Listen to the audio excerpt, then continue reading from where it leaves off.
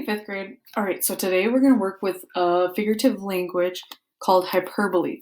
And you guys might not realize it, but you've been using hyperbole all the time. You use it constantly. And I think the more you get older, the closer you are to teenagers, you're going to use it even more. So after we're done reading this story, I want you guys to create your own comic strip using hyperbole. Make it as funny as possible.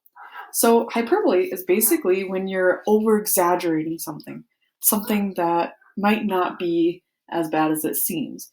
So, for example, you guys might tell your parents, "Oh my gosh, I'm starving." And that is an example of hyperbole because are you really starving?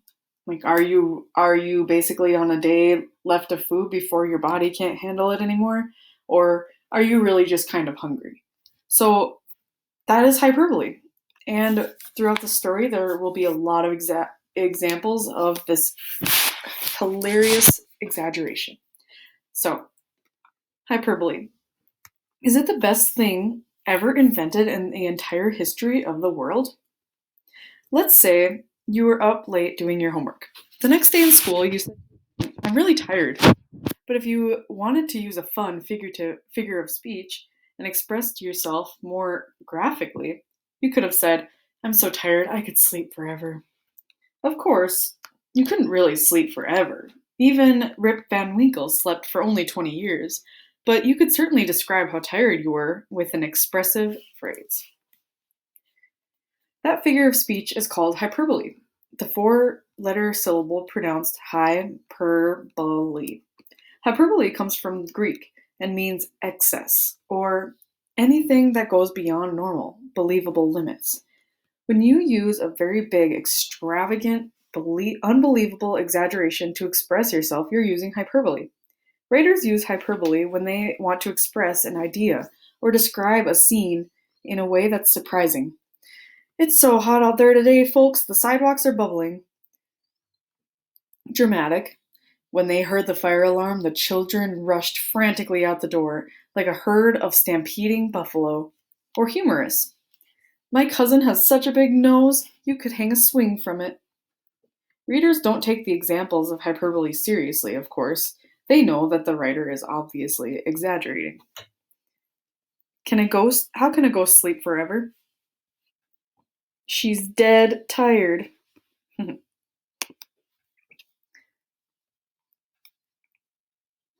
Classic examples of hyperbole appear over and over again in tall tales, a popular kind of American storytelling.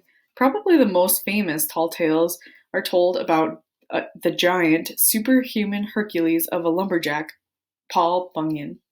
No task was too difficult for this clever, mythical hero to perform in the great forests of frontier America.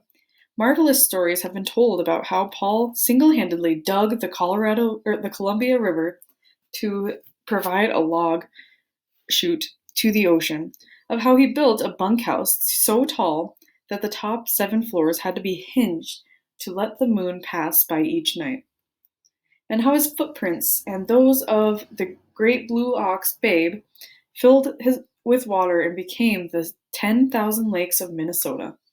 Readers know better than to take these wild folk tales at face value. The fun in reading them comes from their hyperbolic excess. You could write tall tales like these and load them with hyperbole to delight your readers. Here are some everyday examples of hyperbole. "My book bag weighs a ton." "She moved to the window and 10 billion mosquitoes flew in." If I told you once, I've told you 1,000 times, don't do that. "Dear David, the water at my summer camp is so freezing in the morning that little ice cubes come out of the shower heads, and the mattresses feel like they're stuffed with rocks." The food, ugh, it's definitely left over from the dinosaur age. Even the dinosaurs wouldn't eat it. "My counselor is really mean. We call her Attila the Hun. The lake is a mud puddle. The bunks are made of tissue paper. It costs $1 million to go here, and the director just escaped from the zoo, the gorilla's cage. I love this camp. Your friend Jennifer. Hyperbole has been used by many authors, songwriters, and poets. For example, you may know the famous song about the old lady who swallowed a fly. And then she swallowed a spider to catch the fly, and then she swallowed a bird and a cat and a dog and a cow and finally a horse. She died, of course. Nobody believes any of that really actually happened. But those hyperboles are lots of fun to sing. Here are some of other examples. I asked my mother for 50 cents to see the elephant jump the fence. He jumped so high that he touched the sky and never came back till the 4th of July. Old Joe Brown, he had a wife. He was all of 8 feet tall. He slept with her head in the kitchen. She slept with her head in the kitchen, and her feet stuck out in the hall. I had a little husband no bigger than my thumb. I put him in a pint pot, and then I bade him drum. I gave him some garters to garter up his hose, and a little silk handkerchief to wipe his pretty nose. Now it's time for you to try your hand at using hyperbole. Below are some unfinished sentences. See what kind of exaggerated expressions you can come up with.